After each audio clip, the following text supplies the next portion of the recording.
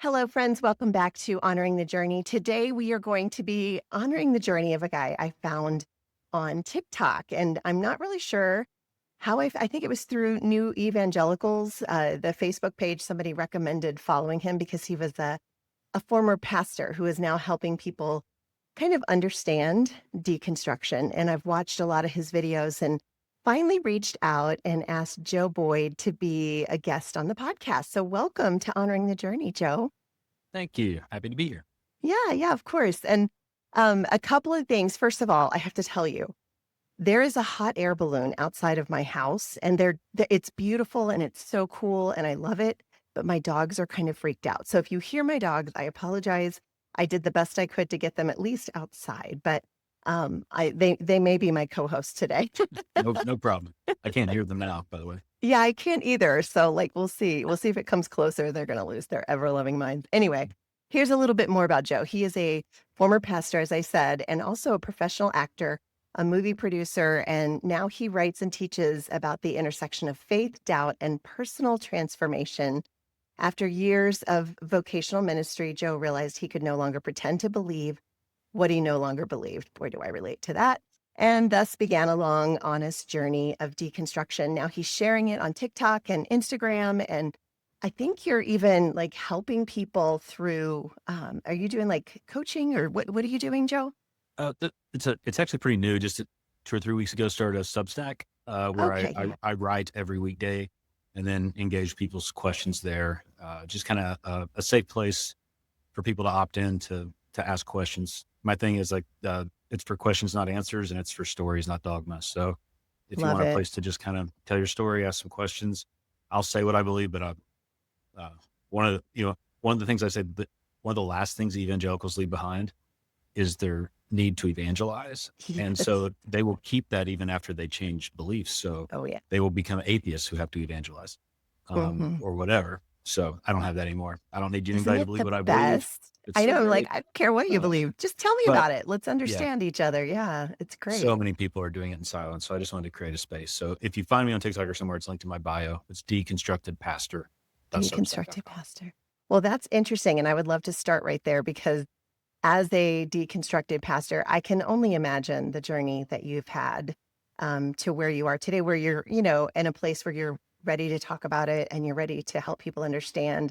And I have to tell you, as somebody going through deconstruction, it's always encouraging for me to hear from somebody who, was leading and then something happened and they started questioning. And I fully respect and understand how difficult it is to leave a public ministry, especially going in this direction. So why don't you tell us a little bit about maybe your upbringing, how you got to be a pastor and what happened? Sure.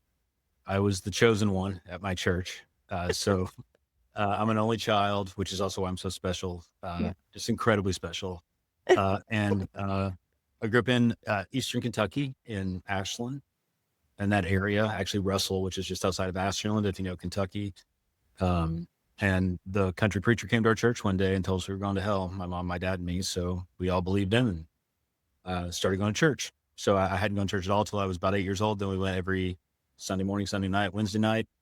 And my mom and dad and I got baptized Easter Sunday, 1980 all together. And Pokey Miller was the preacher.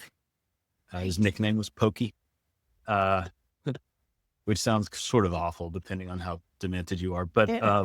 he was actually a very sweet, nice, kind Yeah, person. I'm sure. Um, but he baptized me, and it was in the Christian Church of Christ movement, which is like it's an evangelical movement, but they don't like to call themselves that. But immersion is very important in that denomination. So it's all the And way under, all the way up. choice, not as a Yeah, child, but like, a choice correct. you make. Yeah, Yeah, that makes and it sense. was kind of like, but the baptism literally saves you. So, um, but the story is, my dad loves to tell it that he baptized me as a little kid. I barely could keep my face above the water, uh, to start with. And then he looked at my dad. He said, "This one's got one foot in the baptistry and one foot in the pulpit." This first thing said about me after my baptism. So there was Spoken this, over you yeah, as Blake Godden when he spoke over Jesus when he came up out of the water. This correct. is my son. Uh, and I think that's Amazing. because I just love the Bible stories in Sunday school so much that I would I basically memorized my children's Bible. Then I would tell the stories. I was, uh, for about a year, it overlapped where I believed in Santa Claus. So to me, like magic was just part of the world. And I didn't question it. I just thought, well, finally, I know all the magical stories that actually really happened. And so I wanted to learn them all and tell them. Ended up later in life, I'd be a performer. So it made sense. But Yeah. they had me on stage doing a little sermonette by the time I was 10, wearing a Whoa. suit. Do you remember Just, what you spoke about? Just out of yep. curiosity. What? Ephesians 4:5. I think that's the reference. There's one Lord, one faith, one baptism, one God and Father of all is above all and in all through you all.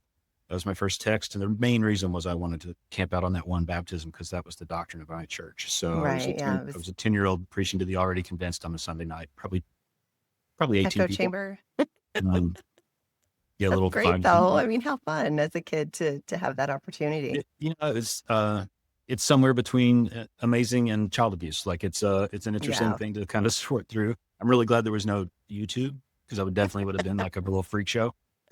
Boy, I can fully agree with you on that one. Yeah, Some of the things I've said. but I've told stories. They laughed as a little kid. I'm like, oh, I got this. Like I can do this. So there was never any question that I would be a preacher when I grew up, and And had that probably added some pressure, which again could sort of border on a little bit of child abuse of like taking you in that direction intentionally. I kind of did it to my kids too, so I get it.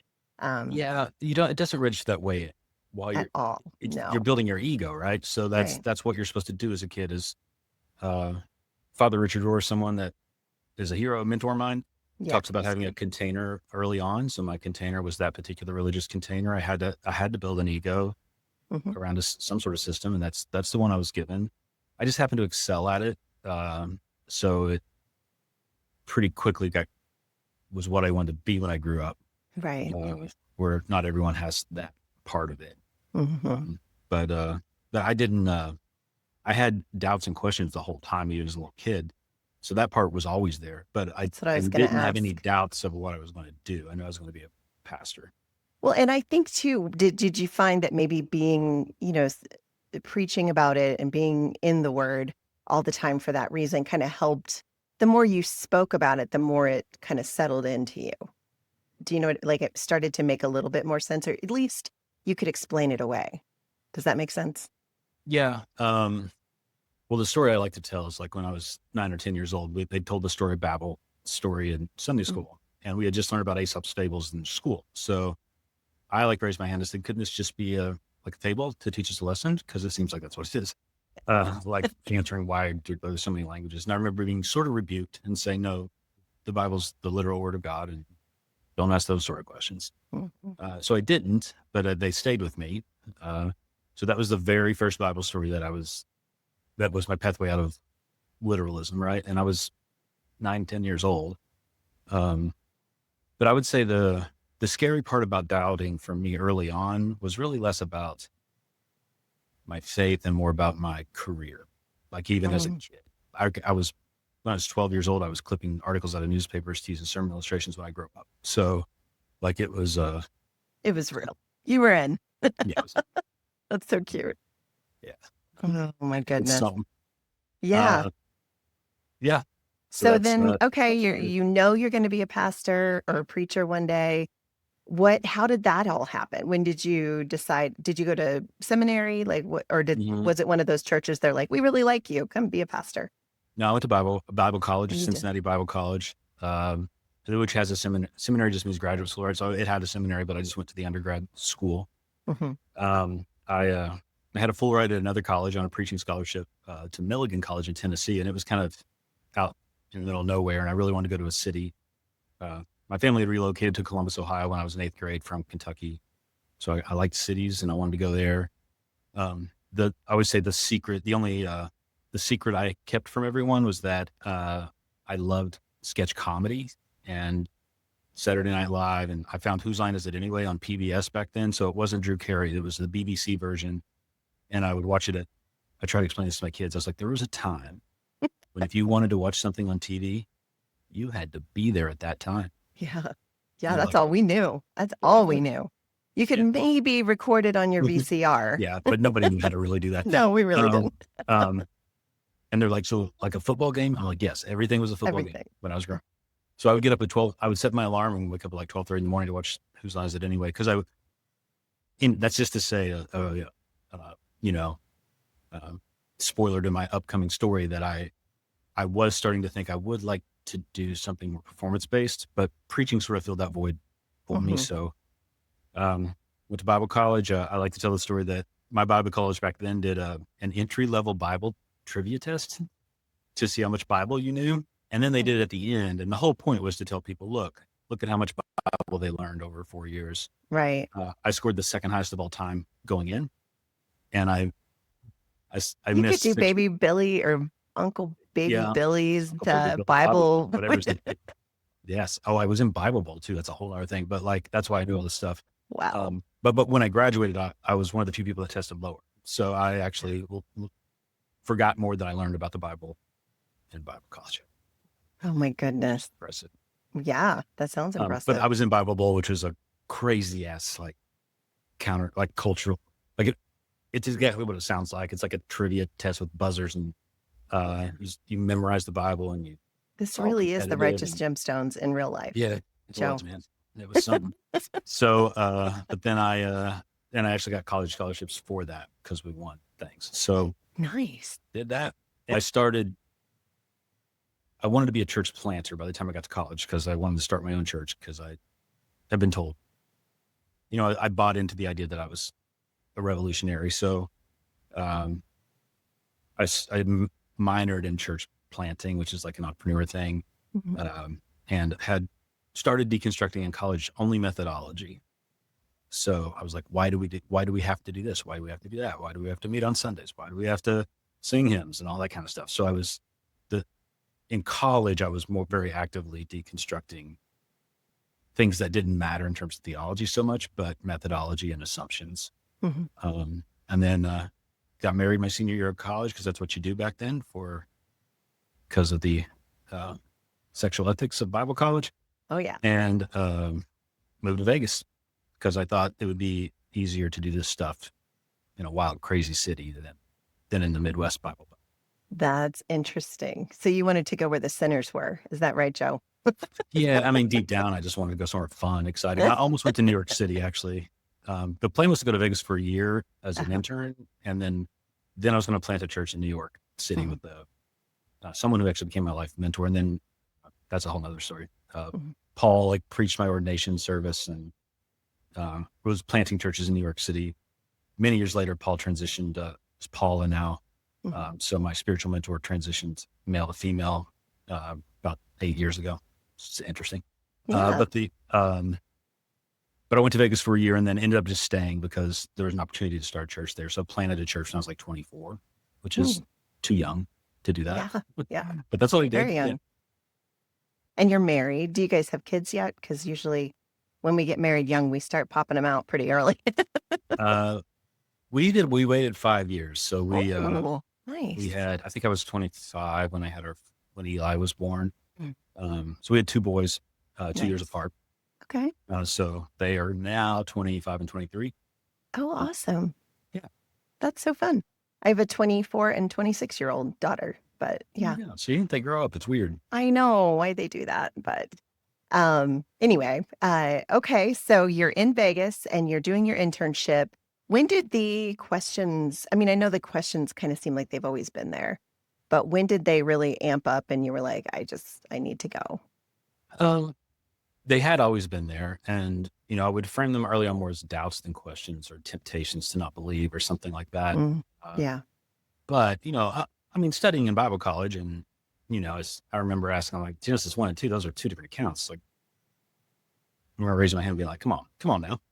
And the harmonization, I remember being very troubled. We had a class where you harmonized the gospels. And I was like, Jesus is cleansing the temple in John early on and later in the synoptics. So what up? And they're like, well, he did it twice. I was like, I just went to Jerusalem and they forgot to tell it, and then I would ask like, why are there no Advent narratives in some of the gospels? Like, how do you freaking leave that out? How do Mm, you leave out Lazarus in the synoptics? So that's the early stuff where I was like, I'm not saying I don't believe this stuff. I'm just saying aren't there like things that And the explanations were always like, well, it must have happened twice, or Mark just forgot about raising somebody from the dead. Or our Um, God's ways so are not our ways. yeah. So anyway, I had those kind of questions.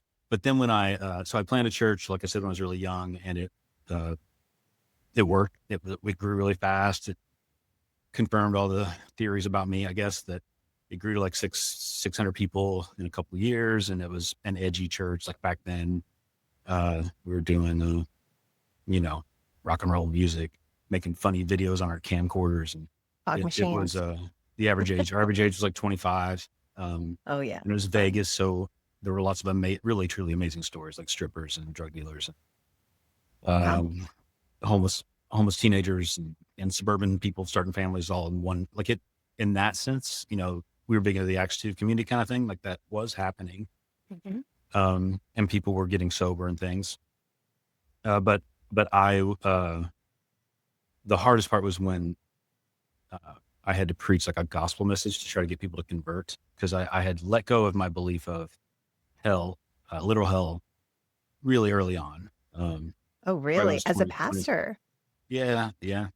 And well, I was reading a ton, because I decided I got to figure out what I believe. Everybody does that in their 20s usually. Yeah, you should. I Yeah. just happened to be a pastor, so I was.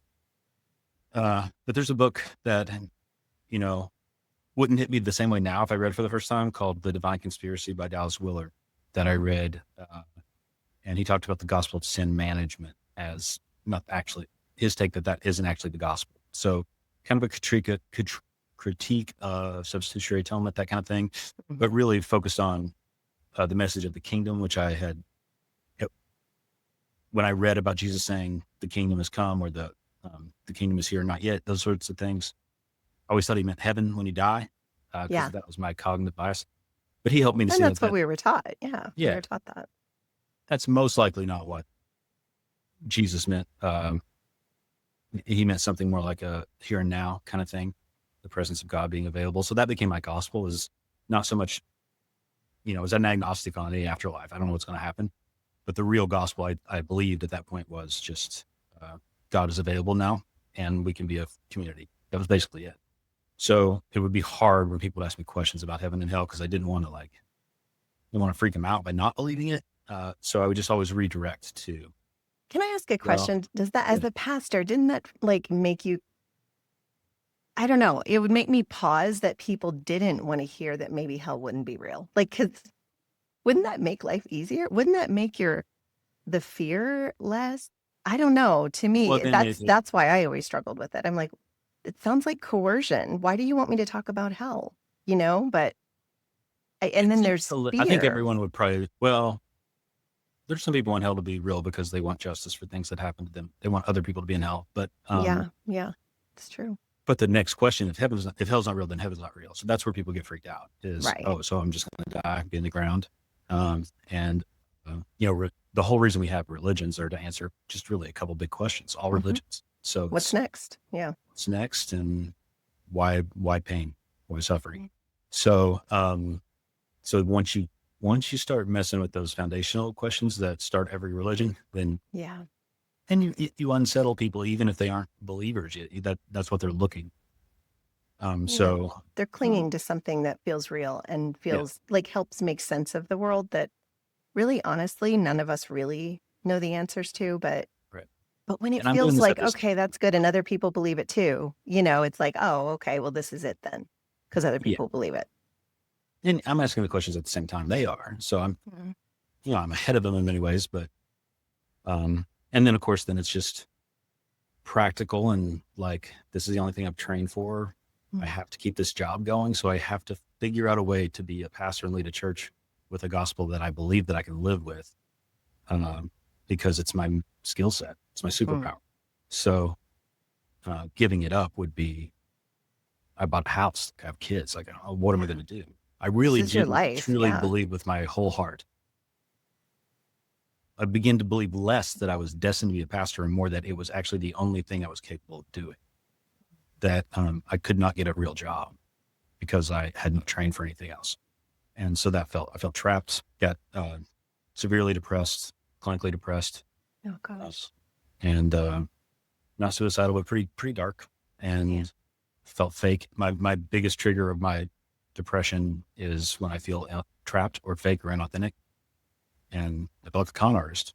Like I was, I was a less flashy, much more poor gemstone, right? Like I was like the thing I never thought I could be, which is like, now none of that was, it wasn't that extreme in reality. I was actually always the guy on stage that would say, I'm actually not sure I believe this. Like I would be more honest with my doubts than most preachers were and was known for that. Yeah.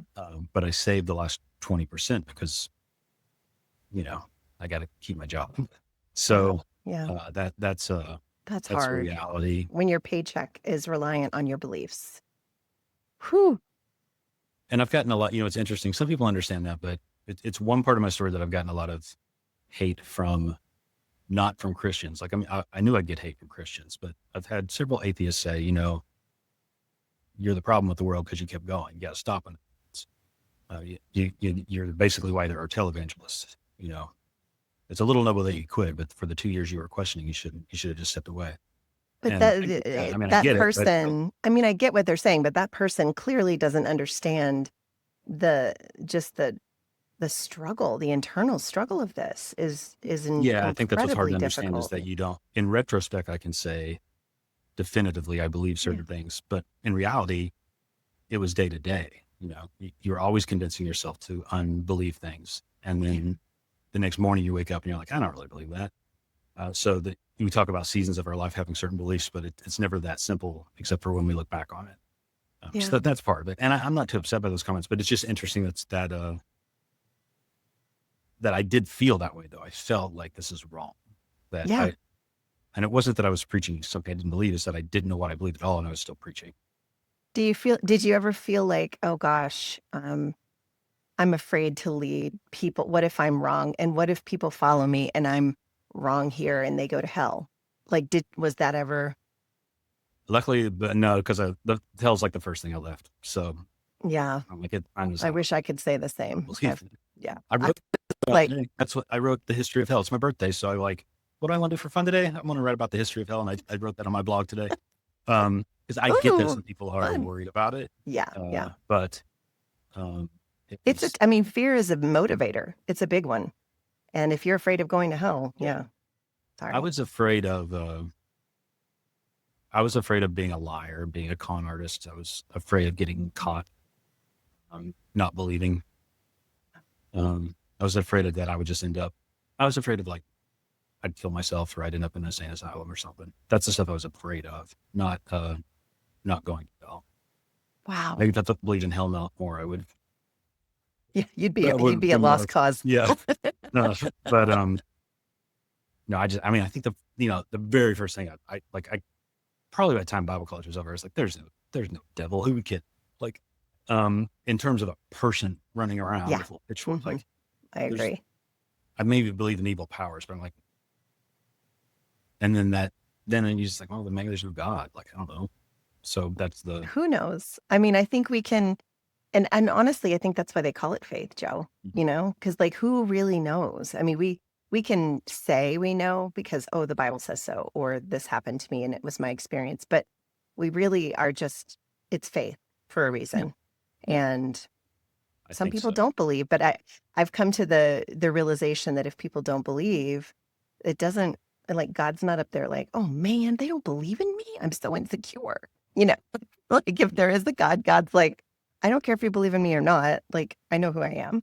And you'll figure it out one day. It's like if that's if there is a God, I feel like that's who God is. I think so. I also wrote about last week about my version of the trilemma. I don't know if you remember C.S. Lewis's trilemma. It's what we were taught to convert people to Jesus. So Yeah. Lewis's was Jesus is either a liar, a lunatic, or Lord. Uh, Mm-hmm. I he's remember either that. a liar and he's lie. He didn't, the things he said weren't true. He's a lunatic and thought they were, but they aren't, or he's Lord. There's no other options, Lewis would say. And I love C.S. Lewis, by the way, especially his fiction. I'm a big Oh C.S. Lewis yeah. fan, but that Me argument's too. got, I don't know if you can cuss here. It has an Yeah. S ton of holes in it. Yeah. But I have my own that probably has its own holes in it too. But it's just that there's three options, right? There's not a God. So we're not in trouble for questioning the God that doesn't exist. It's just a waste of time. Number two is there is a God, and you have to believe the exact right thing about him to be in his favor. And if not, you might get punished. And I decided that sort of God's not worth loving anyway. And then the third option is there is a God and God is good. And so God would not create me to have questions and use my brain and then punish me. Well, and So then I, shut I those questions down. Like, don't ask that. God yeah. would never say that, you know? So I ended up, being like, it's 50-50 between number one and number three. There Mm, either isn't a God or God is good. And if God is an asshole, then burn me forever, man. You win. yeah. I don't know what to Yeah. do. It just But doesn't that's make kind of where I sense to landed. me. Yeah. Coming But out of it that though, helped don't you me. see it different? I Like still think coming those out. are the three options. Yeah. There is, I guess, an option where God is neutral or something, but like those are basically the options, right? Yeah. Now at 100%. this point, by the way, I am a theist, not atheist. I believe in God now, but not a personal God. So God to me is more of a mysterious force or love. That's something that a mysterious thing that binds us all together, like that sort of thing. But Yes. and anything that is hard to understand must be explained in metaphor. So every story we have about God I think, is intended to be some sort of metaphor or myth to try to explain this force through a slanted lens of whoever's telling. Sometimes people are telling these stories that are metaphor. They don't think they're metaphor, but they are. Yeah. So I ended up somewhere like that. But I had to give myself permission to, if I did believe in hell, that would have, maybe because I didn't believe in hell early on, I wasn't actually very concerned about eternal torment. Yeah. But I'm like, Yeah. there When either you is a let God that or, one go, when you let that one go later rather than sooner, it makes deconstruction yeah, I know. And very difficult. I've really seen that as I started doing this work just in the last few months. That's why I Mm, wrote about hell today. love Look, it. it's, deconstructedpastor.substack.com. I hadn't intended on No, filing I an want article you on hell, to. because Yeah. once you know where the idea came from and how it took 1800 years to invent the hell we got now. So it definitely wasn't what Jesus was talking about. Mm-mm. So once you realize, oh, I can now clearly see the pathway to how I was born into a world taught that there was a lake of fire underneath me, but that I see it out here. Yeah. So Yeah. it takes the sting out of it. Yeah. Where, oh, death is your sting. Where is I say I can still quote the Bible. it? Me So too. then, so the turn of my story then comes that when I thought I couldn't get a job, my wife took me to see the Second City Improv in Vegas. I'd always loved the Second City because, back to high school, Second City is the improv theater in Chicago that most of the Saturday Night Live people come out of. Oh, And they really? started a show in Vegas. So I went to see them. Jason Sudeikis was headlining that show at the time, before he was famous, before he was Ted Lasso. And we were about the same age. So I was like 28. Everybody on stage was about my age, and they killed it. It was the best time of my life. And afterwards, I was the most depressed I'd ever been. And Mm. my wife, who was trying to cheer me up, was like, "What's wrong?" I was like, "I'm too old. I can't do it.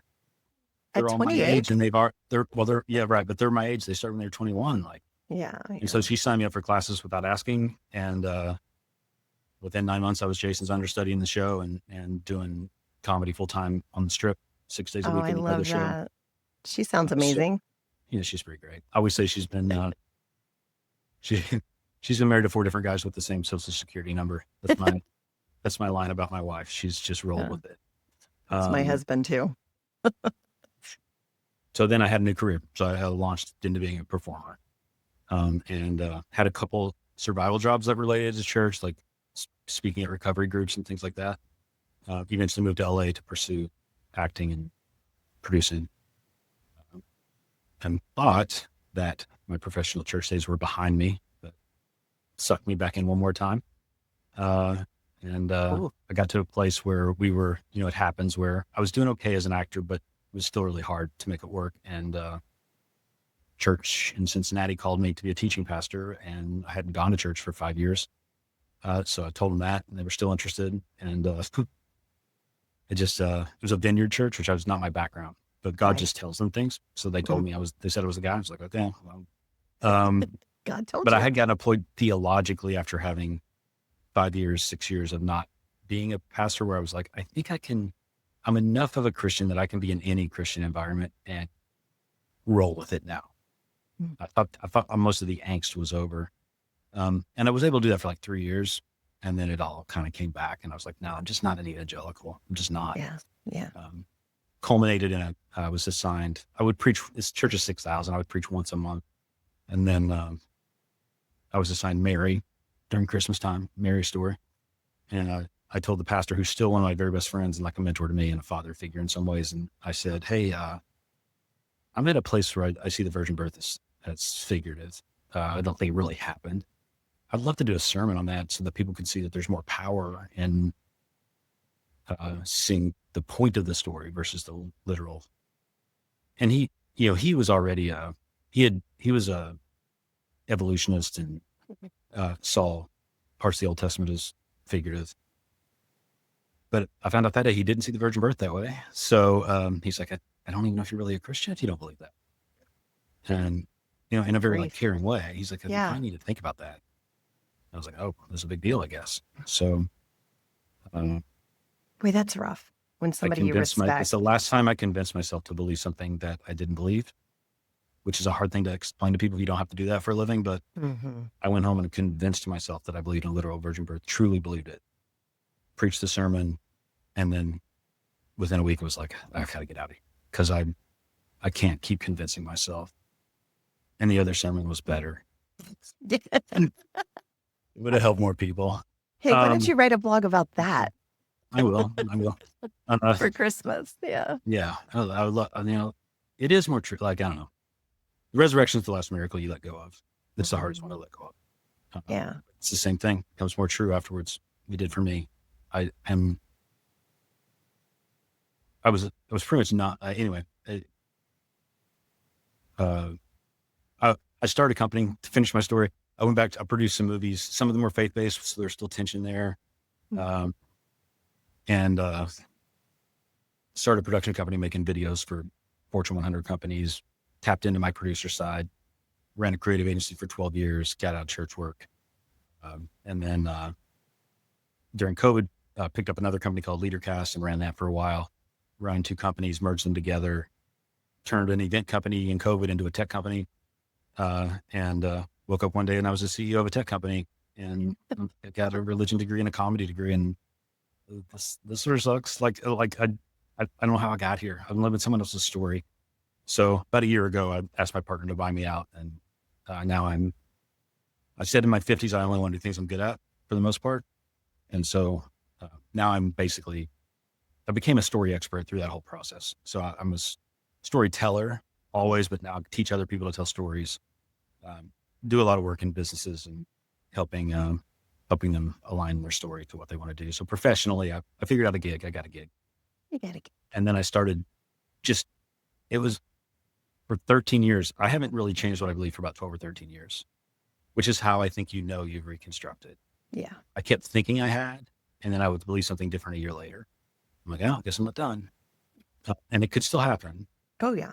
But for like 12 or 13 years, I believed 98% the same stuff. But I never wrote about it publicly. I would hint. Why do you think that is? Were you just not ready? You needed to know what you really believed. I know the 2 practical reasons why. The first was that it would damage my companies because there were people that did business with me, maybe under the assumption that they wanted to do business with a Christian. And I didn't want to risk having that conversation with them, even though they might have been fine. Yeah. And the other one was hurting family members.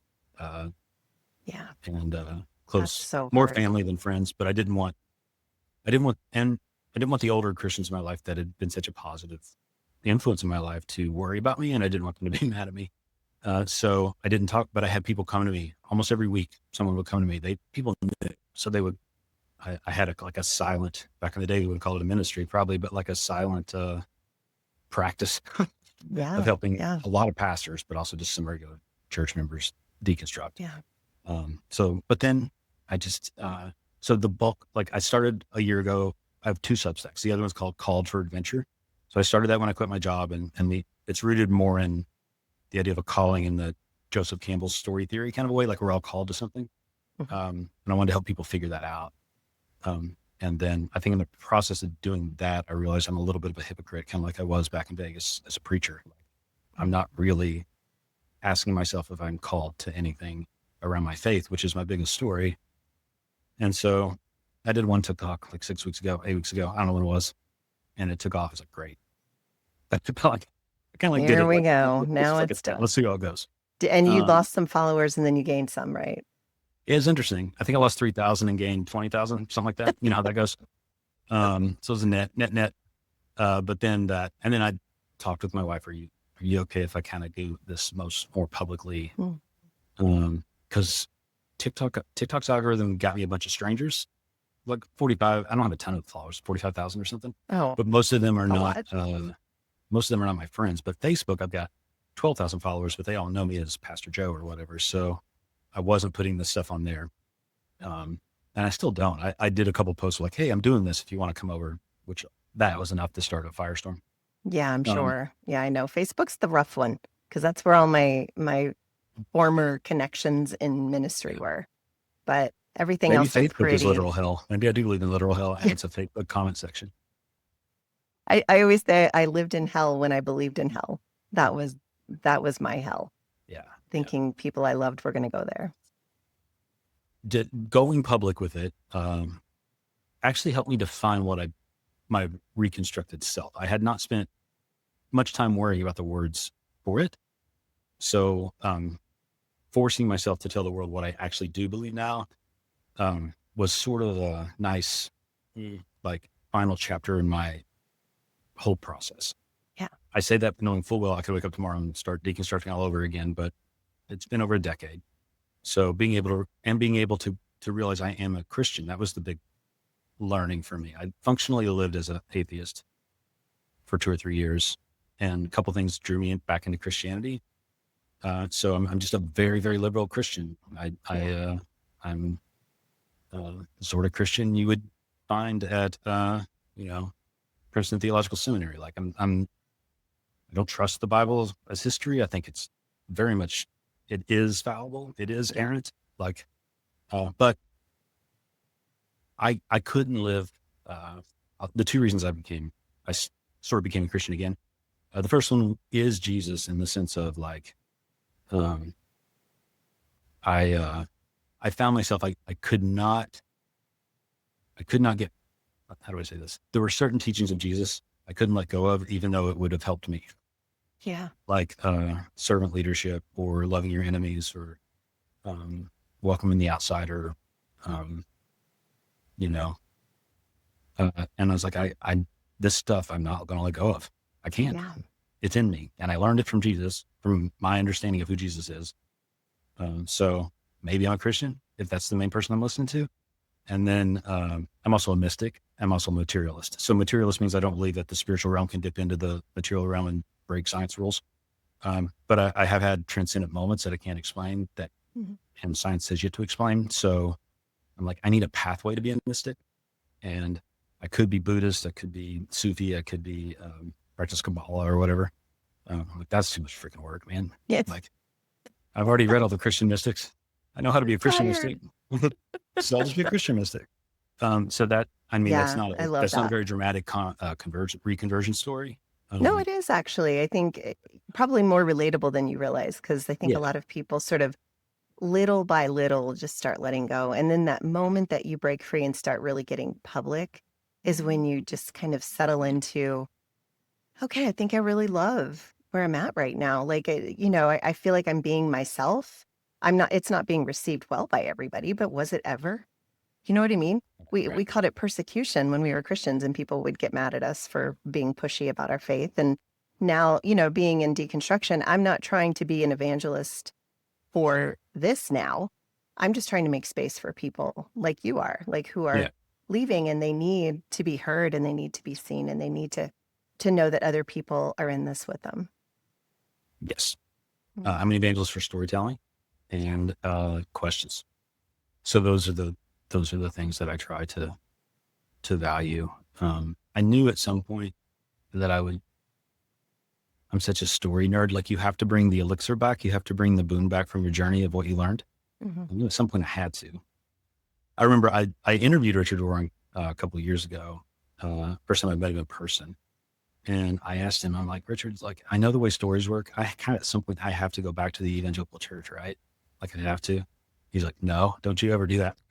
Yeah, I I was mean, like, but he said something like, but you'll find that you will go back to people um, who've been on a similar journey than you or something like that. And I was like, huh. So that's what feels like's happening is oh yeah, the alignment. I'm not going back to the institution of evangelicalism and not going back to the doctrine, Yeah. but I am finding a lot of lost evangelicals and lonely evangelicals, post evangelicals, ex evangelicals. Yeah, Um, that's so hard. And they are they're I call them invisibles because they're online, but they're sort of trying to not be seen. Like they're not there yet where they're ready to talk about what they're going through because it's scary. Especially if they still believe in hell. And just giving them a safe space to go and hear your thoughts, Joe, it's invaluable. yeah. So thank you for what you're doing. It really matters. And I tell guys all the time, I'm like, that a guy would leave the church as misogynistic and male focused as it is. I'm always like, your voice is so important. And I believe mine is too. Don't get me wrong. I mean, I know women absolutely have to, but when a cis, whoa, somebody's in trouble over at your house. Sorry, I live, I'm an urban dweller. So No, it's fine. I'm in Yeah. Cincinnati, a beachfront property, by the way. I'm on 4th Street and our river's flooded, the Ohio River's Oh, flooded. no. Oh Anyway, gosh. Anyway, yeah, yeah, it's important, I think, for you to be able to speak out, but nobody has to, and I think that that's the beauty of it all. Like, you don't have to be an evangelist. I think when you had a voice the way you did, Joe, and the way I did, I used to be in Christian radio, like, and when you have that voice and it's saying one thing, and now your voice would say something different, that when you come out, people, they're like, wait, she used to really believe the way I did too, and she's come this way, or it's like that really makes an impact in yeah, this community. But it's a tough community because it's hard to find the people because they're scared to be found. You know what I mean? To reach out. yeah, they need to opt in is what I'm finding. But it's like it's 400 or 500 people have done my thing in the first 2 weeks. Like it's not about how many people, but it is telling that Yeah. all I've really done is say on Facebook, if you have questions, Yeah. it's a safe place. So, and the amount of people that are like, he even told me they started new email addresses to join the Substack because they didn't want their name on it. So I have a lot of LGBTQ friends. I actually share a birthday with one of my gay friends. We're going out tonight as couples. And I'm an LGBT ally now. Well, But happy birthday, by the way. I've been bringing that up a lot, haven't Yeah, I like I? it though. That's good. But what I wanted to say is, if you are listening to this and you're queer, please take it with all the grace you can. But as I've watched my gay friends and trans friends come out to their family, um, it's remarkable how there are some similarities when an evangelical comes out to their family as not believing anymore. Now it's you can deconstruct in silence easier than you can live a full gay life and have a partner. But so I don't want to like directly compare them, but I think I'm saying like, it is that sort of risk where you say it and then you wait a second and you're like, they're either going to say, I love you for who you are, or they're going to disinherit. Yeah. And you don't really know till you say it. So, that's the real life Yeah. stuff. And you're right. I've actually compared it to, I'm like, I know it's so different to come out of that closet than it is out of this one. I know, I recognize that, but the way that you are looked at, so different. And there's no going back unless you go back, unless you quote repent. And what they don't realize is that that's exactly what you're doing. You're repenting, you're changing your mind, and you're looking at things from a new perspective. And that's just growth, Joe. You know what I mean? Like, I don't know why it's so scary for people to think that, just let people go on their journeys, support them no matter what. It's tribal. People, it's a product of evolution. Hmm. Evangelicals love it when you tell them that. because Yeah, yeah, we have to create tribes because you're right. it's beat into our DNA genetically that if you're the one that is left out of the circle, you get eaten. Oh, So sounds like Survivor. oh yeah, give her. I got voted out twice, once on Survivor and once from Evangelicals. Oh man, you know what? I would be great at the lying Oh, on I know. Yeah. as an improv guy. Yeah. If there was Survivor, but all you had to do was tell stories and lie, I would kill it. But I can't really swim, and I don't like to be cold. Yeah. So if they Well, you ever could go on start like, Traders. You could go on Traders. They do a is lot that of it? I was deception. like, Oh yeah, yeah. if they ever do Fun. Survivor, like in a uh, what's it called? At a resort, all A luxury, inclusive resort. yeah, no, because resort. I mean, I'll bring that $1 million I think home. that's called White Lotus. I'm not sure. That is yeah. Uh, but I am a Survivor nerd. I told you Yeah. offline that Mhm. I've seen every episode and then forget it instantly. So I had to refresh your season. Um, Yeah. Yeah. Sister Christian, that was me. So yeah, it's did it's you been apply a for 50? Would you do 50? no, I would, but they're not gonna. I was on for 3 episodes. And granted, I will say most people remember me because of my character, and I was in it a lot. Like those 3 episodes, I was Yeah. kind of in it a lot. And then so people remember me, but I don't know that the producers understand how different I am. I think if they knew That was what I was going to say. Is it would be your story. It would be how different you are. That I kids. mean, if they're looking for a good story, they need to call me, but they're not Yeah. gonna do it. They're not gonna do it because I'm 56 now. They want somebody who's hot and beautiful and young and, competitive, and I Uh, am very when competitive, you say but all that, maybe I should do yeah, there you go. See? hot, beautiful, and young. That's me. You are young compared to me. Clearly. Well, did we tell my story? Did we honor it? Did we do a good job? Yeah, we did a good job. I think that was it was really, really awesome. I do want you to have a chance though to like talk a little bit about how like if somebody is just starting to go through deconstruction, I love to ask people what would be something you would say to that person who is like on that edge of should I jump in or they're scared. What would you say? I would only ask questions. So try to figure out where they really are. One of the dangers in starting my Substack around it, and part of why I told you the reasons why I didn't come out, the practical reasons, but there were also some spiritual ones. And one was that I wanted to make sure I was totally, as much as possible, done with anger. That's a stage. I needed to get out of that stage first, and I needed to get out of the pride stage of being caring if anyone thinks I'm really a Christian. So I wanted to make sure I didn't have that stuff wrapped up in it. But the other part was that if you say it all at once, you alienate people. That you could take time and get to understand better. My favorite quote, and I don't know who said it, is if you're one step ahead of someone, you're a genius or a mentor. If you're 2 steps, you're a heretic. So I try to ask questions so that I can meet them one step ahead. And I don't mean that arrogantly. I just mean in my thinking process. No, I think it's what Jesus did. I think it's a beautiful way to connect with another human being because how many times are we actually listened to? You know, Yeah. usually we're trying to tell people. So an example would be like, if someone's questioning a literal hell, I can not say it, but live in the assumption with them that the Bible is their chief authority and show them that that's not really in there. Or I could say, I don't trust the Bible as an authority anymore. And here's why. And so, but that's at that stage is probably just going to shut them down. Yeah. So, Yeah. so that's, but I had decided it's an improv. The rule is that we're going to play at the top of our intelligence. Hmm. When you do a scene, that's a rule we do. So if you play a dumb guy, you still want to know everything because it's funny. So I did decide when I started writing that I was going to write at the top of my intelligence, not in terms of trying to sound smart, but I'm going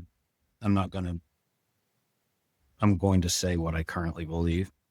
So there's a risk there because some people will not. It'll be a little too far down the journey for them to see it as truth. It'll be too much. A little too raw, maybe Yeah. a little. And not just avoiding the saying by saying asking questions. I think that if someone was like, I don't know if I believe this anymore. I think I would. The Bible is the Bible's always the main issue for evangelicals deconstructing 95% of the time. So not always, but and the Bible was deified and worshipped by evangelicals. Did you go to Oh, yeah. VBS and say a pledge to the Bible? Oh, gosh, I yes. pledge my And allegiance to the Bible, God's holy word. word. Lamp Yeah. into my feet, a light to my path. His words will hide my heart, so I don't sin against God. So, Yep. and the pledging American flag, you pledge the Christian flag, you pledge the Bible, and that is evangelicalism. So it's nationalism, it's institutionalism, and it's worshiping the Yeah. Bible. You never pledge to God. You just Right. pledge to others. Pledge to So, the Bible. That's so true. so you have to let go of the magic book. Well, And I when you call let it the go, golden calf of Christianity. yeah, It is it is. literally, It's the it's God. what It's they the, worship. yep. Mhm. Um, and no matter what question you ask, that will be that is what you're asking. Yeah. A lot of people come to like LGBTQ stuff and I want to teach me how to be a Christian and also be an ally. Hmm. And I'm like, all right, we can say the Bible's inspired, and I can actually show you the 10 verses and how you could interpret them each differently. Yeah. And then you can say the Bible doesn't say anything about this. Mhm. That is true. I can do that. It's exhausting that we can go through 10 verses. Or you can just say that, some of those verses for sure aren't talking about what we think of gay. Maybe possibly Paul is, Hmm. and then maybe Paul's wrong. Yeah. So that's the point where that's where the dam breaks. There's no turning. That's the matrix. That's the blue red pill. When you can That's the say foundation. Yeah. I disagree with the Bible, because I would say it disagrees with itself. Um, True. then that is like the foundation. I love this. Did you grow up? Did they say don't ask me questions? It's a slippery slope. Oh, yeah. Slippery slope.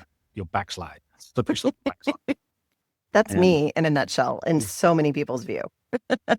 well, it used to make me mad. It turns out it's right. Yeah. It I is mean, right. it If is. you ask enough questions, you will not believe this anymore. But what's it say about what you believe if the kryptonite is asking questions? So, Yeah. That's true. and what I love is, like even the Gospels, I know they're each slanted. I would be in the camp of saying that there was a historical Jesus who was crucified and that we probably have some of his actual sayings and maybe some of his parables, Mhm. but most of the stories are probably exaggerated myths or whatever. But I love the idea that there's a good chance that historical Jesus actually said, um, asking will be given to you, seeking will find, knocking the door will be opened. Mhm. And I did that Mhm. for decades. Right. And what I ended up with Was this? wasn't still a Christian. I ended up with Jesus, Yeah. but not the Bible as I was taught, Yeah. and not the Trinity, and not miracles. Yeah. And some Christians are like, you can't believe in Jesus, you don't believe in certain miracles. I'm like, well, I do. Yeah. I don't know how Tell me you what can I can tell me believe. what I believe, but Right. okay. You're not a real Christian, whatever. No, I've heard But that a lot. You never really were one so of us. I happen to be a case study in Ask, Seek, Knock because I did it hardcore, Mhm. Me too. and I ended up probably believing in the gospel of what Jesus called the kingdom. So I Mhm. ended up back at the gospel, which is God, as I would define love and mystery. I love the idea that if there's a God, God's a verb, not a noun. Mhm. So uh, Beautiful. I ended up hook, line, and sinker agnostic Christian over here. So, Yeah. but it's because I took him at his word. Well, yeah, and I think that's beautiful, and that's a journey, and I think what's really sad is a lot of people who are learning about deconstruction in the church are learning it from people who've never deconstructed. They're learning it from the position of pastors who are like, "Hey, we don't want to lose any more people, so we need to start talking about deconstruction." But, from a perspective of it's evil and it's wrong and it's scary and it's Satan and, it's the slippery slope we've been warning you about all these years. And Itchy ears, yeah, like false teachers. I wish they would listen to people going through it. People like you, Joe, who Sure. you've been through it. You have the authority to speak on this now. And it's going to be a lot more, it's going to be hard to hear, because when you're clinging to a truth, like it is the thing that defines your existence, if somebody comes along and says something different to that, it's like they're tugging on you, trying to get you off of it, but they're not. They're just trying to share their experience. And so that's why people react, man. They get mad. They take it so personal. And I just feel Yeah. like we've got to stop thinking it's only about us, you know? Yeah, it's second half of life stuff. You just gotta get there, That's and some so people never true. do. That's so I'm true. obviously. Have you read Richard Rohr stuff? It's Oh okay yeah. if you haven't. No, I have. But I'm obviously like a straight up disciple because I keep talking about him. But No, he's good. and that's really from Carl Jung. He borrows it from Yeah. him, right? But the first half of life is about building our container, building our ego, Yeah. and being right. First half of life is about being right, Yeah. and successful. And then we realize we built our whole life on a broken container, no matter what the container is. So the second half of our life is about being open and gracious and helping others when they realize their container's broken. Mhm. Um, and Beautiful. the most sad people for me are the ones that are older than me and haven't. And breaking your container doesn't mean you can't believe that the Bible's the word of God. Of course, Yeah. you can still have whatever religion you want, but it's the grace and empathy, which evidently is a sin now. Yeah, Uh, apparently. so I will say this about, I'm not to get, this is a little political. So, It's okay. but things like CRT, critical race theory, and DEI, diversity, equity, and inclusion. And it seems like now that empathy is going to be a new one. When we take these labels that I think were meant to help us be more human, all those things. Yeah. When we demonize them, then it's like labeling a group of people or whatever. It never works. But I think that's actually happening with deconstruction as a word. So just Being demonized be for sure. prepared for that. I don't care about that word, but I did put it in my Yeah. URL. So Well, you have to. I mean, that's how we're finding each other, is with that word. It's like, okay, we all hate this word, but okay, this is what they're calling us. Kind of like when Christians started. That was yeah, actually an insult. You know what I mean? yeah, They were like little Christians following Jesus around, you know. which is a We're good argument early deconstructing. on for the Bible because there was no Bible the first couple hundred years. Right. They were followers of the way, Right. and so Yeah. they were Christians. They didn't have a Bible. You can do it. Right. Huh. Interesting. Yeah. That is interesting. Wow. All right. Well, thank you, Joe. Um, thank you for interviewing all these heretics. Yes, And I am. I'm giving them platforms. And I'm sure I'm loved for it. it's wonderful to meet you, and you are doing God's work. Thank you. And the stories are the only thing that changed the world. Yeah, Full it's stop. true. It's Full true. stop. Like it's it. The story you believe is what you will do, and the story you believe about where things are going is how you'll act. And so, the best thing in the world you can do is help people tell their stories. So thank you for doing it. Yeah, well, thank you. That really means a lot to me. I love what I get to do. I just can't believe it every day. I'm just like, what a gift to be able to continue to do what I was trained to do, but with a different message, and now being able to continue it. Because I was afraid, honestly, and you probably wondered this too, maybe even for a second. Is God going to take away my gifts if I leave ministry? I remember thinking that, because I was told, if you're not with us, you're going to be miserable. Your life is going to be horrible. You're going to, it's like being in the wilderness. And I'm like, whoa, wait a minute. Nope. It's not like that. Sadly, my worry was more to take away my privilege, which you already mentioned. Yeah. So Oh, there's a lot of things I get access to because I was a white man cis preacher. So that's that's really, way worse, y'all. But that's part of why I didn't want to lose business. I didn't want to cause yeah, a fuss. that makes So sense. yours is more noble. Well, thanks. I appreciate that.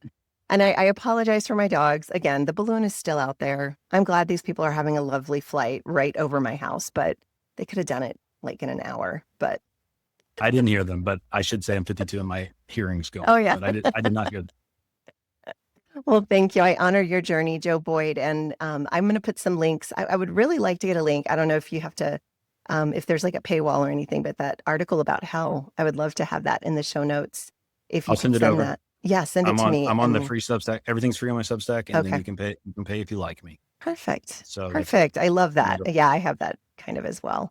So, well, thank you so much. And yeah, look for another journey very soon, my friends. Thanks, Leslie. Talk to you soon.